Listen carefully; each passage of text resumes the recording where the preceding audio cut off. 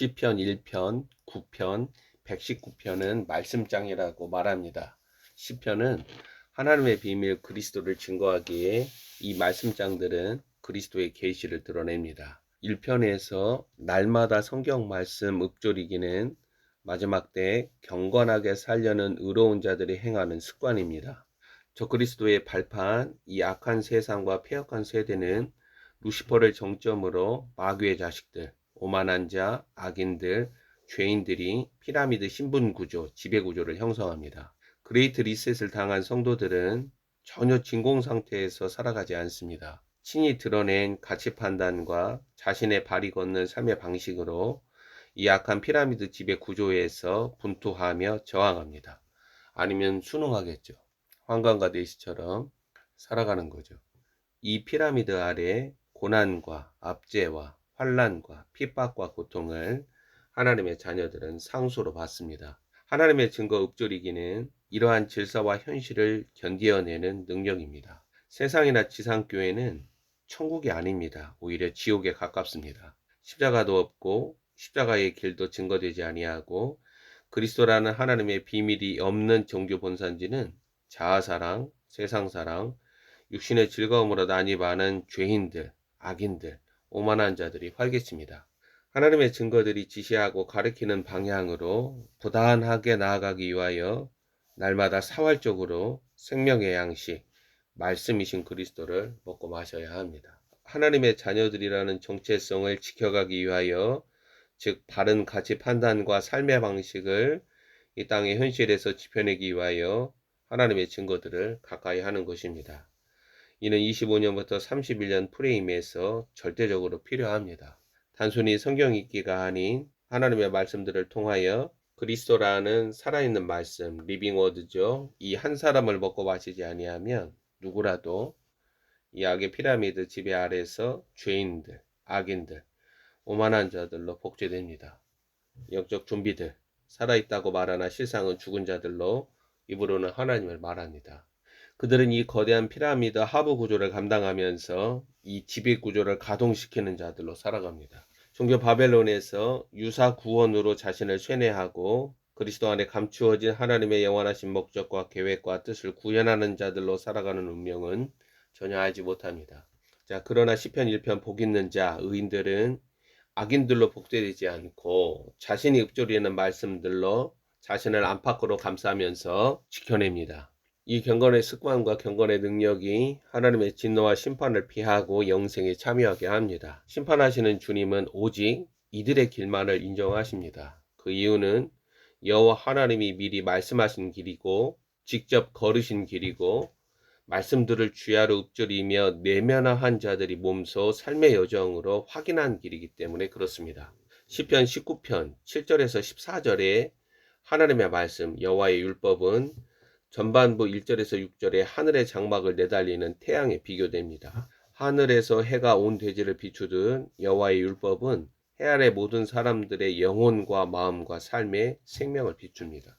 살아있는 로고스 그리스도는 자신의 생명을 드러내는 거예요. 여호와의 율법은 그들의 영과 혼과 몸에 생명을 불어넣으므로 살아가는 목적과 방향을 알게 하고 여호와 하나님이 기뻐하시는 길을 걷게 합니다. 19편에서 여호와의 율법, 증거, 교훈, 계명, 경외하는 도, 경외하는 법은 시편 1편이 제시하는 말씀들 읊조리기를 주야로 실천하지 않는 자들, 그러므로 악의 피라미드 질서 아래서 죄인들, 악인들, 오만한 자로 복제되어가는 죄악에서 본래적인 치유와 회복을 가져다 줍니다. 악한 세상과 폐악한 세대 가운데 인생은 누구라도 자신의 영혼이 망가지고 어리석고 미련하여 불의와 속임과 거짓에 능한 자가 되어버립니다.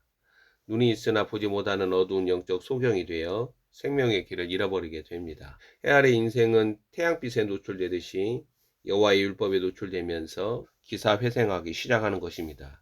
여호와의 증거를 떠나면 영혼과 마음과 몸이 치유와 정화되는 경험을 잃어버리면서 시편 19편 10절에 나타나는 만몬주의나 쾌락주의에 질식당합니다.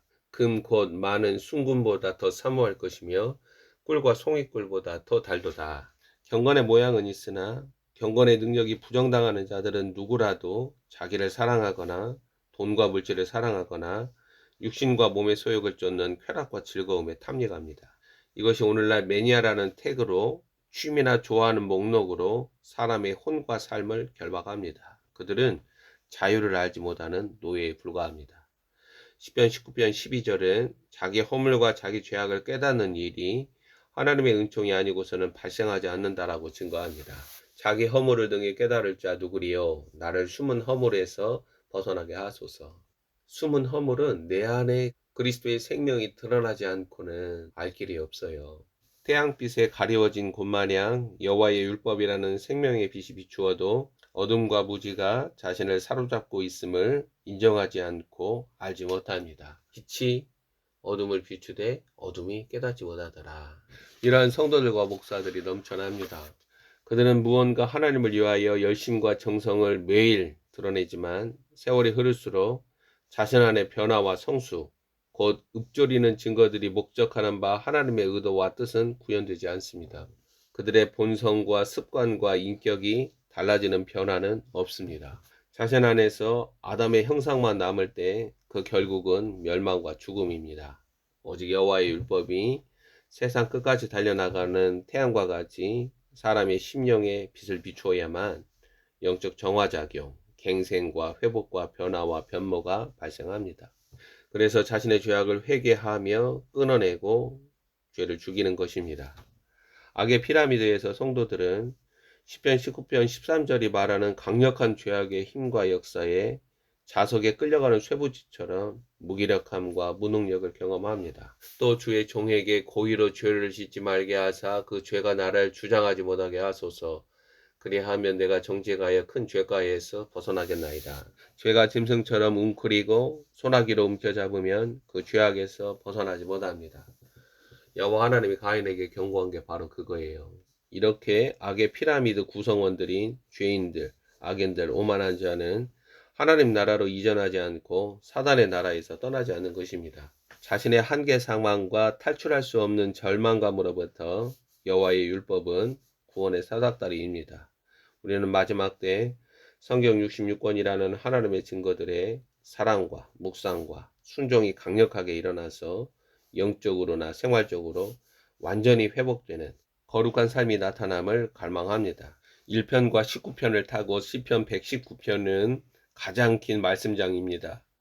176절이나 말씀의 찬을 드러냅니다. 119편은 해 아래 인생을 통찰하고 겸손하게 말씀 하나님 그리스도를 인정하며 살아가는 자들의 고백으로 점철되어 있습니다.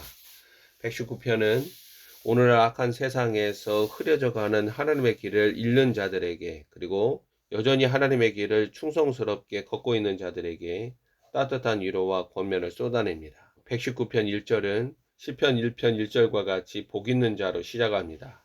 유한한 인생을 살아가는 자들에게 복 있는 자를 1편은 주의 율법을 주야로 묵상하는 자라고 말한다면, 119편은 읊조린 여호와의 증거들을 지키고 전심으로 말씀 하나님 여호와를 구하는 자로 말합니다. 5절을 보면 그들은 인생의 방향과 목표를 온전하게 주의 말씀에 결박합니다. 내 길을 굳게 정하사 주의 율례를 지키게 하소서.